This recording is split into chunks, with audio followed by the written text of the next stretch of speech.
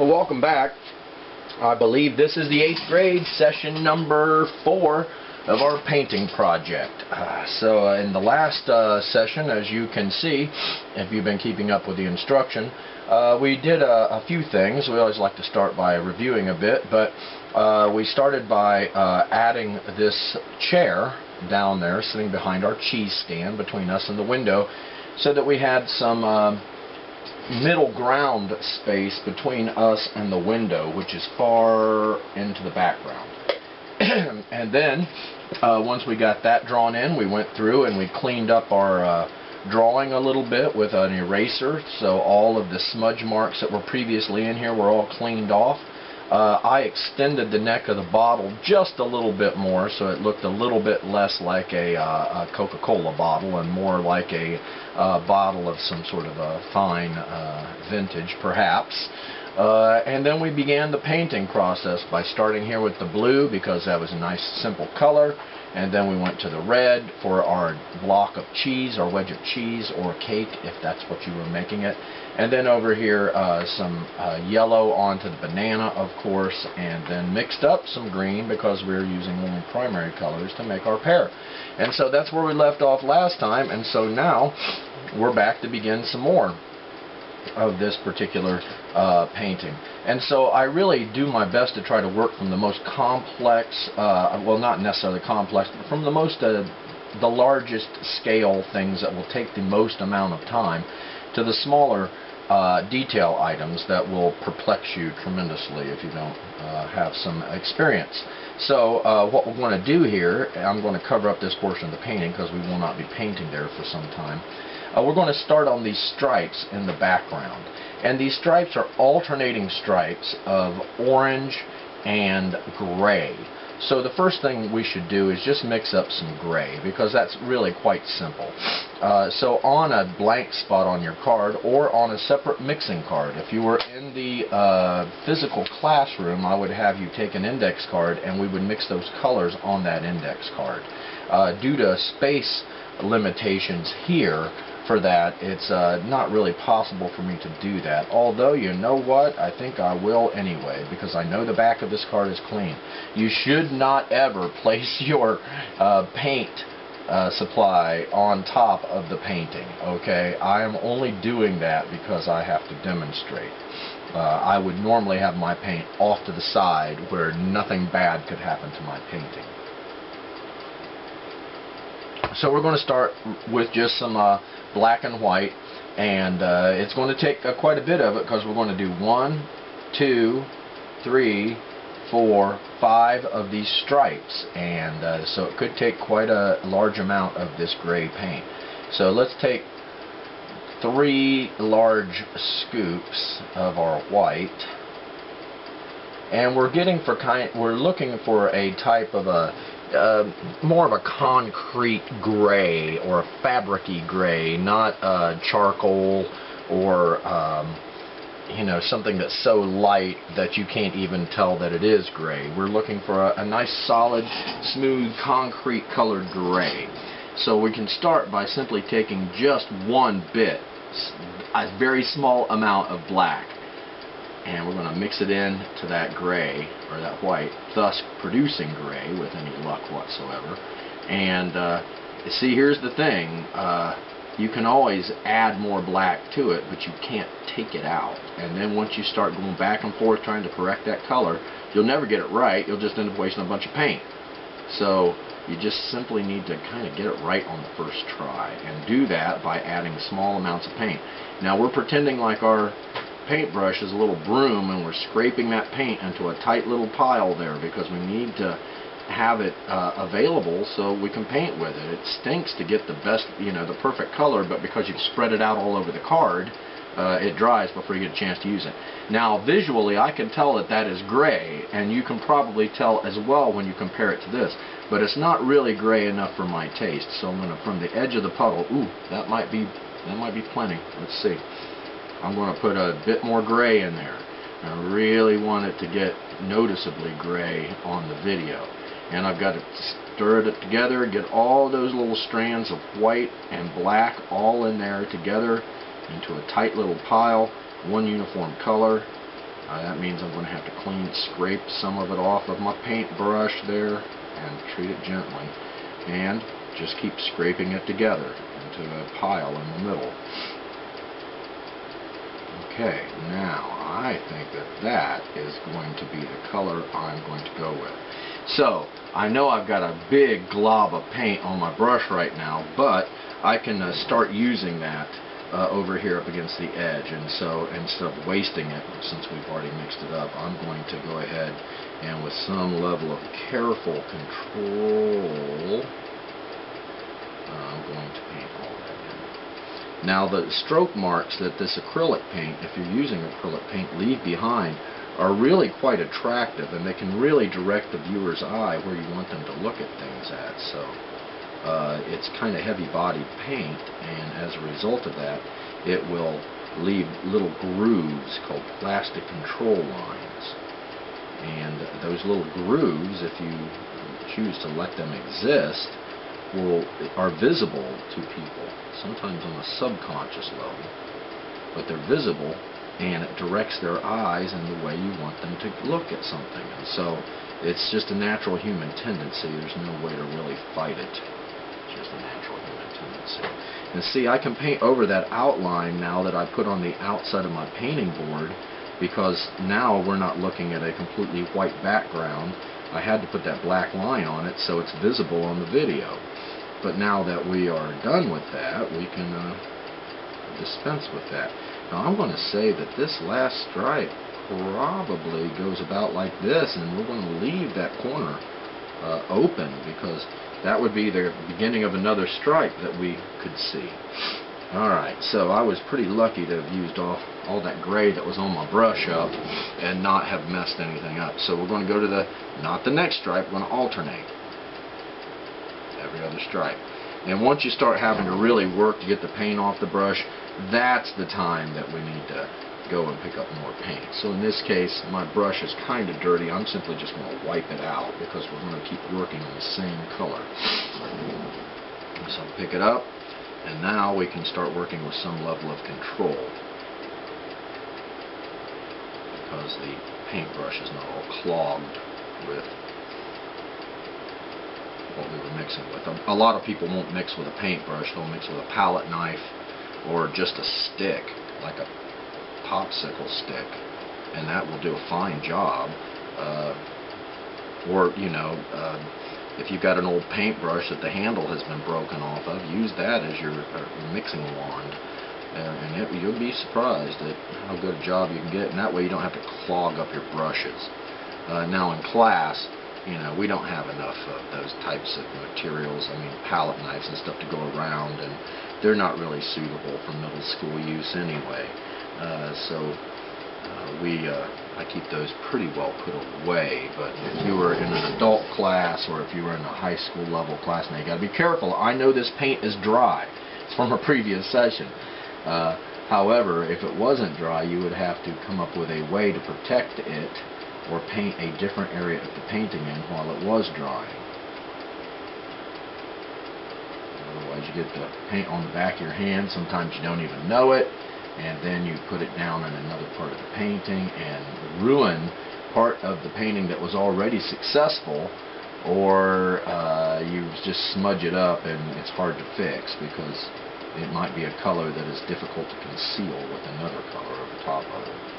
Alright, so what we're really kind of doing here, it's ironically, is a practice in tinting, where this gray, when you take white and black and mix them together, you are either tinting or shading. So I guess if you're making it darker, you're shading it. If you were making it lighter, you're tinting it. So I guess gray, and some kid asked me this once, but gray is a shade of white or a tint of black. Get it? So it's all covered in the lecture. I think you should know that by now.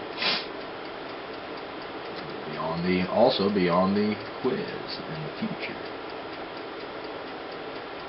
So a lot of what I talk about is simply relating material that is in the lecture to the project that we are currently working on. And well, the one that we're actually literally working on, we're looking at. Whatever the application project is for the unit, that's what you hear me talking about on camera all the time, is all the concepts that go into being able to understand and then develop technique that will allow you to express what it is you're trying to communicate to people. And really, in this case, all it is that, you know, we're learning to paint. If this painting says anything, it would be that we are learning to paint with it. But it doesn't have some deep, profound message in it of any sort, like, you know, why is there poverty in the world? Why do countries not get along? You know, why, if religion is supposed to be so good for people, does it cause so many wars? You know, why do you drive on the parkway but you park on the driveway? I mean, these are like complex questions that people don't know the answers to. So that art is a good way to try to explore those ideas. But this particular piece of artwork is about learning how to paint. I guess if I had to call it anything, it would be 8th grade painting exercise number 1. Something like that. If it had to have a title. Okay, now making good progress here. And you really want to get these, you know, these curves are very important to the overall look of the fabric. And so it is important that you hug those curves pretty closely with the paint.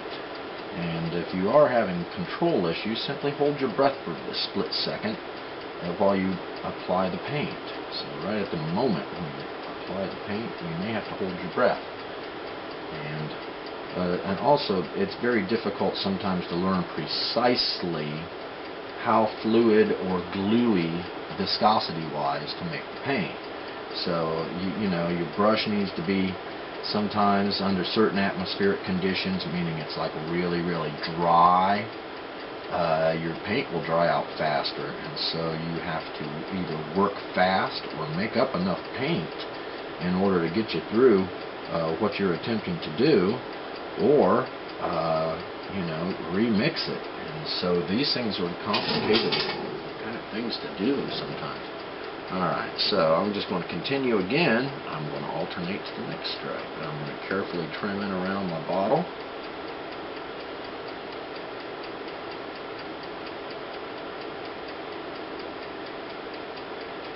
And try to just, you know, using tiny amounts of paint for control. Just continuously apply it. If I find myself pushing down too hard on the brush, I simply pick up some more paint. Now, you did see in when we started today that you can take a fully loaded, a soggy brush that's got a lot of paint in it, and with some level of talent and skill, technique, you can steer that around so that you don't have to waste paint. But most people would probably just clean out the paintbrush before they started painting with it to avoid any potential disastrous results. And you can get them, man, let me tell you, if you rush through something. So this is a rather small painting. Traditionally we've done bigger paintings than this, but I will say this, the complexity of it is what makes it take a long time, just like the complexity of the drawing project and the design project. Excuse me. For the 8th graders, I build a lot of complexity into those projects that requires planning on the part of the 8th graders, and I don't believe that asking an 8th grader to do a little bit of planning is asking too much. Plus, it's good educationally for your mind. Furthermore, it leads to better projects in less amount of time, not more. Alright, speaking of projects, this one's moving along quite well. So I'm hoping that you all are getting results at least similar to what I'm getting here. If you're following along with the video, you should be getting something similar to this. And I try to keep the lessons, you know, appropriate for 8th grade, appropriate for middle school in general, meaning I am doing my very best not to create projects that are unachievable for students at this level. And I could say, you know, paint the Mona Lisa. Well, that's not realistic, folks. You know, when you're young, you're just learning how to do things like paint, calculate, write, read on a high level. So it would be uncool in just a regular class to throw up something here that is so complicated that nobody there will be some people at the 8th grade level could ever finish it, and then finish it with any sort of quality results. So, I've spent some time just thinking these projects out so that I think that they're demonstratable. They show all of the concepts that I'm attempting to get across to you in the 8th grade visual arts class, and that also, exercises your technical skill so that you make something that requires some close attention. And if you don't give it that, you will get some sort of a mess, I'd suppose. So all of this is well thought out. It's not just I didn't just start drawing one day here and come up with this painting project. It's all well thought out.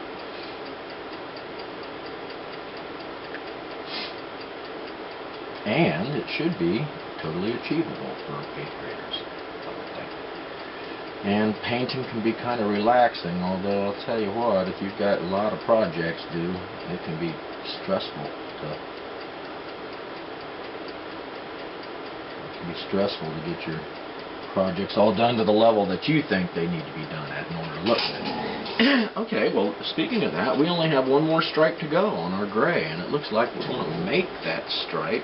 I'm going to have to move around because I can't really move the painting around too much, since you all will not be able to see what I'm doing.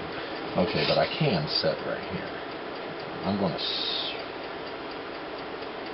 Okay, it's this stripe right here, because it alternates. I've seen kids mess that up. I've seen myself mess it up once. So I just split it in half and added another stripe, and it made it look like the fabric was folded over. So sometimes you can make some level of mistake, and it can be creatively turned into something else. That's what one great painter once called a happy accident. Not a mistake. Okay, so this great painter tries not to make mistakes when I can. And you're always going to make mistakes, but planning is the key way to avoid making mistakes that you can't come up with solutions for. So planning is how you figure, you kind of work your way through all of your bizarre potential technical problems, and your supply materials and all of that has to be thought out in advance. Otherwise you end up somewhere in a painting and you're out of material, or you did not even anticipate getting the right thing because you didn't do any planning. And so you run into technical issues. Okay, so I've got to say though, this fruit bowl painting is looking pretty good.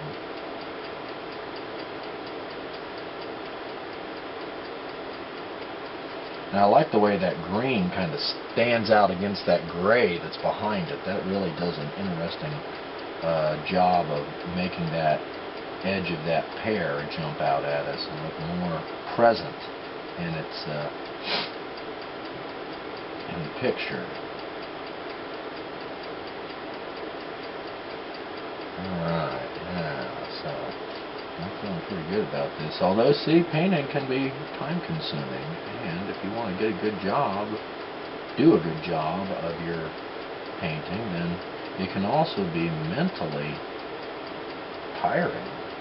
It's really visually tiring a lot of times, too, because if you're staring at super saturated colors, pure reds and yellows, then it kind of affects your vision, and it makes your eyes, it strains your eyes.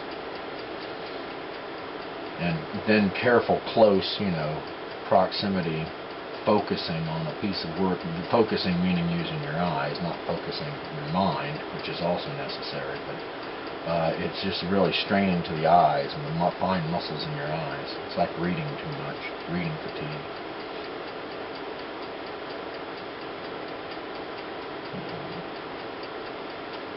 All dry. I'm going to bump that line in there a little bit because I want that to look like there's a little ripple in the fabric right there. And I think I just achieved that. Alright, now if I can get through all of this, I think I'm going to have enough gray, I believe, to get my top part of my fabric on up there.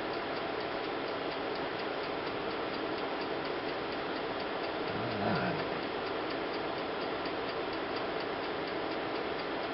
It looks like I'm having a bit of a variation in my gray paint. And it might be simply because it's drying.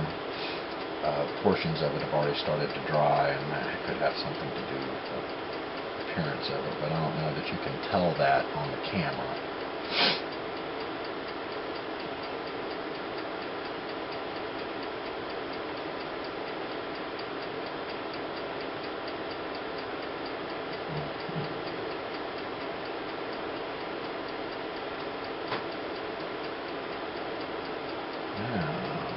Closing in on the kind of finishing this particular layer, base coat there.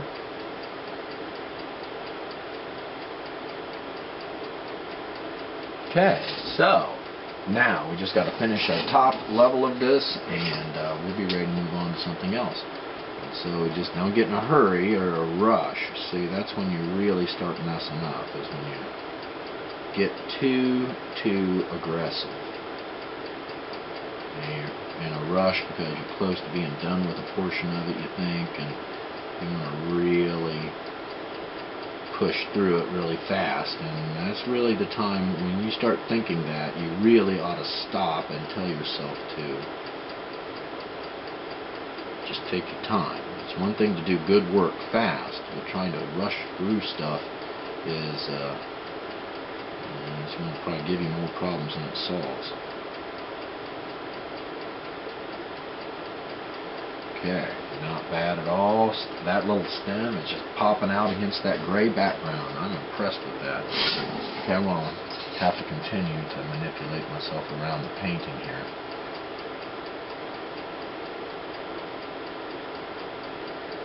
You simply just got to pay attention, because you can paint over things that we have so carefully drawn in. Struggles trying to redraw them on the painted surface. Now, it is possible and is a requirement in college level courses that you do your sketching with the paintbrush. So you get a stiff bristled brush and you paint the board one particular thin undercolor, and then you sketch over top of that with a neutral type of paint, and a thin, stiff bristled brush has a long handle.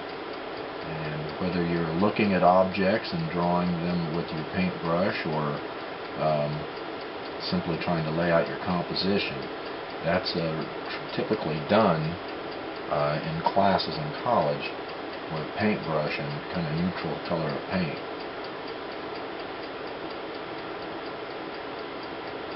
Especially when you're doing oil painting, you'll sketch it with a paintbrush frequently.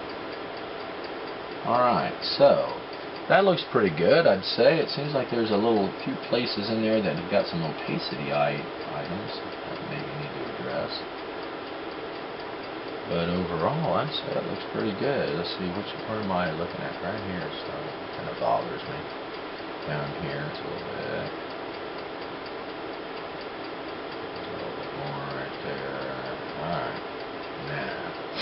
We will likely come back at another time in this painting and add some detail work over top of that. But in this case, we're going to rinse out our paintbrush and clean it thoroughly. And we're going to start the stripes that are in between our gray stripes here. And they are going to be a kind of a tangerine orange color. And so on the mixing card, we're going to let's take 3 yellows, probably maybe 4 yellows. Let's go with 4 yellows. Alright. Now, let's just take one kind of half dip of the red, and let's see what we get here. We should get some sort of an orange. A light orange is best. So we're going to scrape it together into a tight little pile, like I'm always preaching to you about, so you can save your paint. Did you notice that I did not run out of gray paint? I still have a little bit left if I wanted to use it for some other purpose. But if you smear it around on the card, you'll get the perfect color, but you'll run out of paint.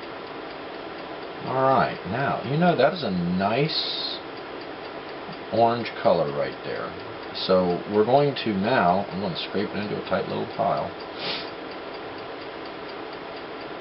I'm going to add some white to this. So let's scrape that mess off there. And we're going to take a dip of white from the edge of the white puddle. Let's start with something about that much. And then we're going to put it right in the middle there and continue to mix it into a tight little pile. And we should get some sort of a, like, orange cream or sherbet. Orange. You're familiar with that color?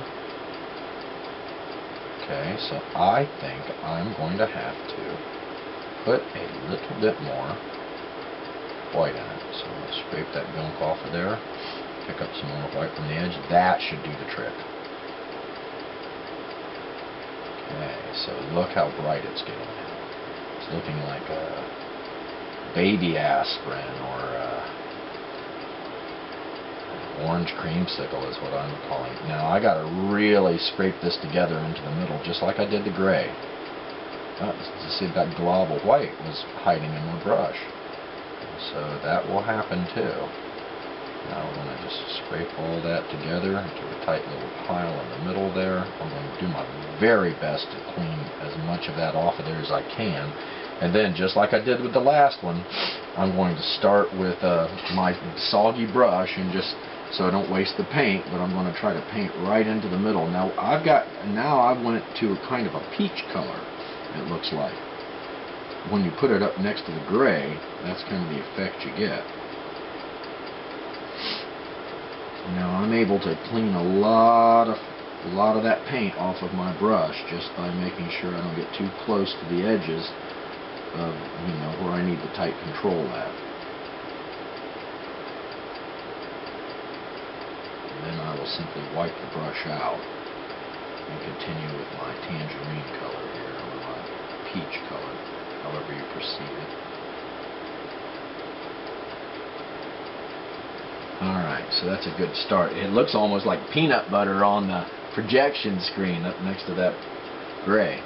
Alright, now let's keep at it here. So what we're doing is an exercise in, you know, tinting, shading, all of our various operations that we do in painting. We want to get right up, see if you can just barely touch that graphite line, meaning that pencil marking that shows you where the edge of that is at, then you should really attempt to do that. That little, where it touches that line, it will slightly melt that dark line, or that pencil marking, and it will darken that little bit of peach or orange that we should have going right here on our tablecloth, and that will make it look very much more realistic and natural. A lot of paintings are first sketched out in charcoal as well, and then that little bit of charcoal that's left behind, when you start painting on it, will be touched by the paint and melted a little bit, and it just results many times in a very attractive kind of outlining appearance. And it's a little demarcation where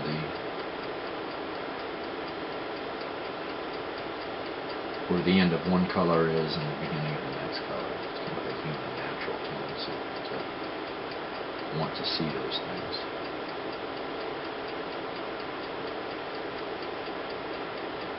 Alright, so yeah, I've got a bit of a peach meets peanut butter on the projection screen, but it's more of a pronounced peach color here in the painting studio.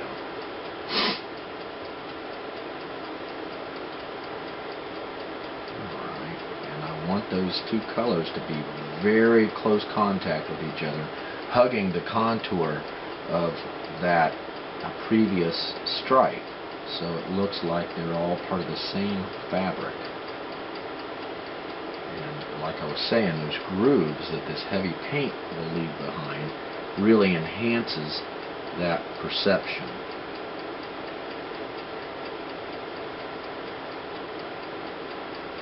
Okay, ladies and gentlemen, it's starting to look like a painting.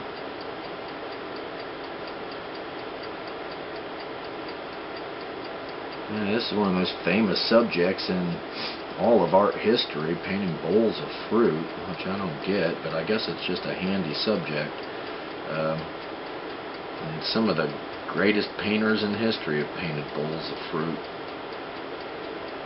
So it's a bit of a mystery why, but I guess it's just a handy subject.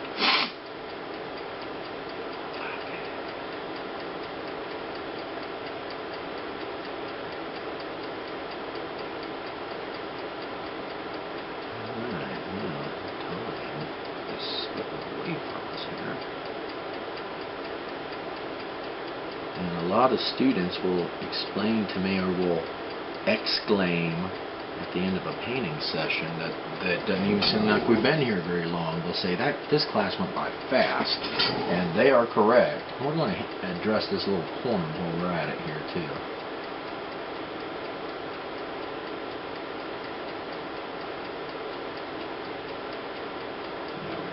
That looks pretty good. That corner down there, although trying to cover up that black with this orangey color is not so easy. It will require an additional application, I want to say. I'm going to bend that around so it's more like fabric, like it's all buckled up a bit there. And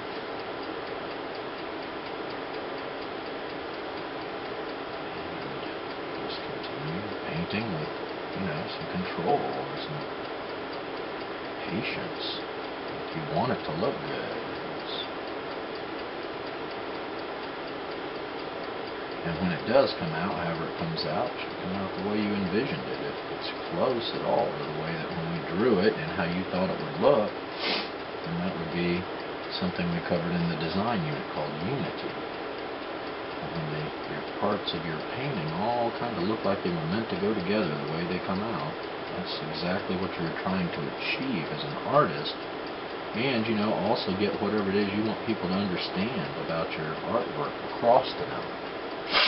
Now, I don't know about this little corner right here. It's kind of messing with me, so I think I'm going to have to fuss with it a bit in order to make it look less awkward. There we go. Yeah, I guess less awkward. Okay, well, we'll just keep doing what we're doing here and moving on to the next stripe. And in this case, I'm right down here anyway, so a little bit of this can do the job. Now this color has always looked pretty good right up against this gray that we had previously.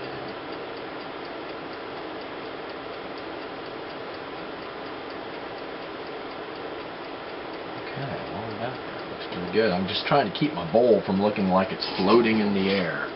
And so we will have to eventually probably add some shadows and reflections to that to avoid that particular phenomenon. Because we want it to look like it is firmly settled on that tabletop. Now right in here is a tiny little indication of the stripe in the background there behind the bowl. And then we'll continue up above the banana here. Got to make sure that where I place my hand is already dry. And if you're doing oil painting, that is not possible. And unless you came back maybe a week later. So oil painting requires that you know how to work with a wet media into another wet media, which is the oil paint, and it takes a really long time to dry. And if you paint with a very heavy style, very thick impasto style, it can take a very long time to dry. And so Some materials are really they're very expressive and they look beautiful. They simply are hard to work with.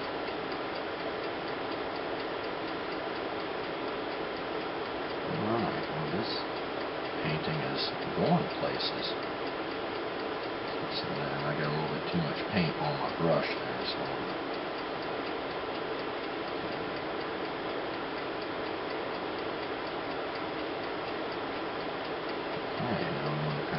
that edge of that stripe along a bit, make sure back of my hand is not filthy, so I don't go and pollute something I've already done.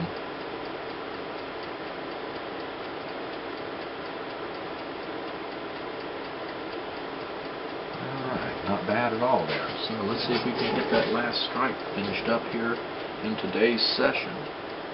It's not the last stripe, but it's the last stripe we might be able to get done today. And if we did that, that's going to be a great session. And there you go. So I'll finish up what I'm doing here. And I hope you're getting a good result yourself.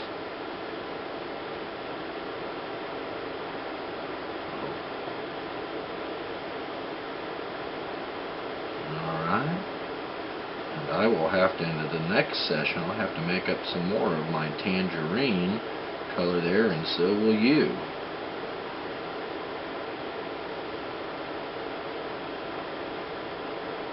Or peach, depending on what concentration of colors you use. And so we're trying to just get an orangey kind of a color. I kind of guess that I've got like a, University of Texas, El Paso orange, I guess.